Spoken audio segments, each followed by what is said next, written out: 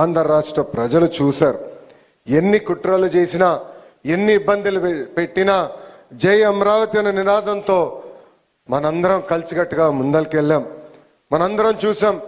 చిన్న పిల్లల దగ్గర నుంచి 80 సంవత్సరాల వృద్ధి వరకు మనందరం ఒకే నినాదం, ఒకే రాష్ట్రం, ఒకే రాజధాని, జై అమరావతి అని ఆనాడు పెద్ద ఎత్తున మనందరం పోరాడం. జై అమరావతి అన్నందుకు రైతులపైన కేసులు పెట్టారు. మహిళలను ఏకంగా పోలీసు బూటులతో ఆనాడు తంతం కూడా మనందరం చూసాం. 1631 రోజులు అమరావతి ఉద్యమం నడిచింది. 2000 మంది 270 మంది రైతులు వాళ్ళ ప్రాణాలు కోల్పోతాం కూడా చూసాం. సుమారుగా 3000 మంది రైతుల పైన ఆనాడు కేసులు పెడతాం కూడా మనందరం చూస్తాం జరిగింది. కానీ ఆనాడే చెప్పాం, ఆపేసేదానికి అమరావతి ఎవరో ఇంట్లో స్విచ్ కాదు, ఇది పవర్ఫుల్ ప్రధానమంత్రి నరేంద్ర మోడీ గారు శంకుస్థాపన చేసిన అమరావతి అని. ముఖ్యమంత్రి గారు అడిగిన వెంటనే పెద్ద ఎత్తున రైతుల ముందరికి వచ్చి ఆనాడు 3 పంటలు పంటున్న భూముల్ని 5 కోట్ల ఆంధ్రుల కోసం రాజధాని ఏర్పాటు చేస్తాం కోసం మీరందరూ భూములు ఇస్తాం జరిగింది. అందుకే ఈరోజు కూటమి ప్రభుత్వం ఏర్పడిన తర్వాత, ప్రజాప్రభుత్వం ఏర్పడిన తర్వాత ఒకే రాష్ట్రం, ఒకే రాజధాని, అది అమరావతి, కానీ అభివృద్ధి వికేంద్రీకరణ చేసి చూపిస్తామని హామీ ఇస్తాం జరిగింది. ఇప్పుడు గౌరవ మంత్రి నారాయణ గారి ఆధ్వర్యంలో అమరావతి పనులు కూడా జెట్ స్పీడ్లో జరుగుతాం. మనందరం కల్లారా చూస్తున్నాం. స్త్రీ శక్తి అంటే నాకు గుర్తొచ్చే మొదటి వ్యక్తి గౌరవనీయులు నిర్మలా సీతారామన్ గారు. ఇప్పుడు చూడండి మేడం గారు ఎంత ప్రశాంతంగా ఉన్నారు.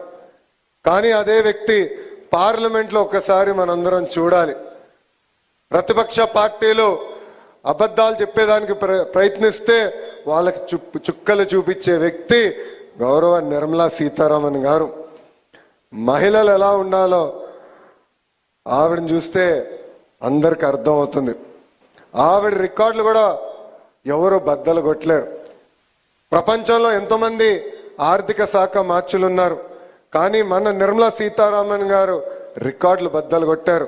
వరుసగా 8 కేంద్ర బడ్జెట్లు మేడం గారు ప్రవేశపెట్టారు. ఆవిడ జీవితం మనకొక పాఠం. లండన్లో హ్యాబిటేట్ అనే ఒక హోమ్ డెకోర్ స్టోర్లో ఆమె ప్రొఫెషనల్ కెరియర్ ప్రారంభిస్తే 2008లో బీజేపీలో చేరి అధికార ప్రతినిధిగా రాజకీయ ప్రస్థానం చేశారు. కేంద్ర రక్షణ శాఖ మంత్రి, కేంద్ర ఆర్థిక శాఖ మంత్రి కూడా మేడం గారు అయ్యారు. Forbes magazine the world's 100 most powerful women list ప్రకటిస్తే వరుసగా 6 సార్లు నిర్మలా సీతారామన్ గారు ఆ లిస్టులో నిలబడ్డారు.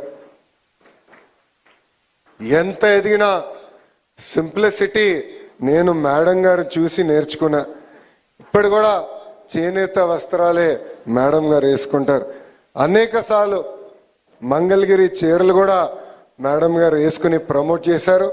అందుకే మంగళగిరి ప్రజల తరపున మేడం గారికి నా హృదయపూర్వక ధన్యవాదాలు నేను ఈ సభాముఖంగా తెలియజేసుకుంటున్నా. పేద మధ్యతరగతి కుటుంబాలకి అండగా నిలబడాలని ఆనాడు గౌరవ ప్రధానమంత్రి నరేంద్ర మోడీ గారు జిఎస్టీ తగ్గిస్తున్నాం, జిఎస్టీ 2.0 తీసుకొస్తున్నాం అంటే స్మూత్గా ఇబ్బంది లేకుండా అమలు చేశారు నిర్మలా సీతారామన్ గారు.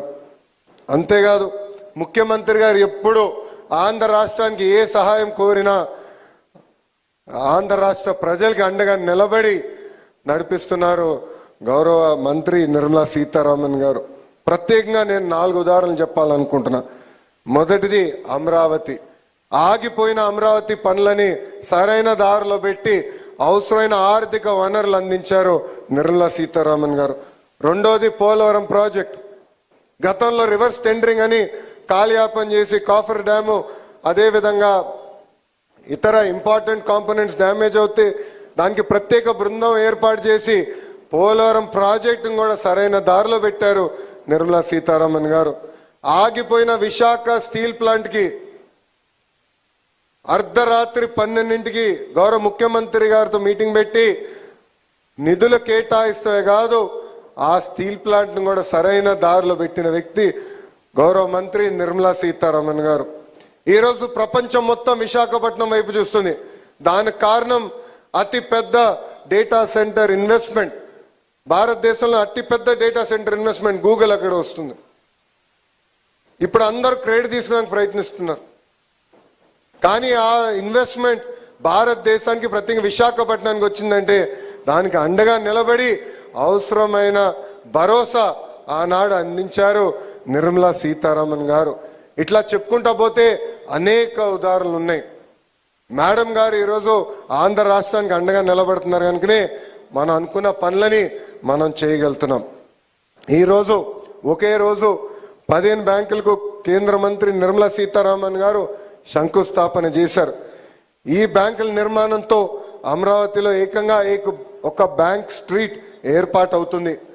15 బ్యాంకులు, వివిధ ఇన్సూరెన్స్ సంస్థలు సుమారుగా 1334 కోట్లతో వాళ్ళ కార్యాలయాలు కూడా ఇక్కడ ఏర్పాటు చేసుకోబోతున్నారు.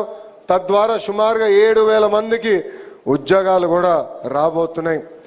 ఆంధ్రప్రదేశ్ గ్రామీణ bank, central bank of India, APCOB, bank of India, Canara bank, state bank of India, union bank of India, bank of Baroda, Indian bank, NABARD, Punjab national bank, Indian overseas bank, IDBI bank, new India assurance company. ఈరోజు వీళ్ళందరూ కూడా పెద్ద ఎత్తున అమరావతిలో పెట్టుబడులు కూడా పెడుతున్నారు. దీనికి కారణం మేడం నిర్మలా సీతారామన్ గారు. బ్యాంక్ స్ట్రీట్ ద్వారా అన్ని బ్యాంకింగ్ సర్వీసులు ఒకే చోట మన ప్రభుత్వం తీసుకొస్తుంది. అమరావతి నిర్మాణంలో కూడా ఈ బ్యాంకులు కీలకమైన పాత్ర వహిస్తుందని ఈ సభాముఖం తెలుపుకుంటూ ఇక్కడున్న రైతులందరూ కూడా ఒకే విషయం కోరుతున్నాం. 5 సంవత్సరాలు మనందరం తీవ్రంగా నష్టపోయాం. కలిసికట్టుగా ముందరికెళ్ళాలి. ఇంత పెద్ద ప్రాజెక్ట్ జరిగినప్పుడు చిన్న ఇబ్బందులు ఉంటాయి, ఉండకుండా పోవు. కానీ ఆ సమస్యలన్నీ పరిష్కరించేదానికి గౌరవ ఎంపీ పెమ్మసాని చంద్రశేఖర్ గారు ఉన్నారు, ఎమ్మెల్యే శ్రావణన్ ఉన్నారు, మంత్రి నారాయణ గారు ఉన్నారు. మీ అందరికి అండగా నిలబడే బాధ్యత మేము తీసుకుంటామని ఈ సభాముఖంగా రైతులందరూ కూడా హామీ ఇస్తూ మీ అందరి దగ్గర నుంచి సెలవు తీసుకుంటున్నా. జై అమరావతి, జై అమరావతి, జై Hind. Thank you. Thank you, sir. Thank you very much. And now, ladies and gentlemen, I request Honorable Deputy Chief Minister of Andhra Pradesh, Sri Pawan Kalyan garu.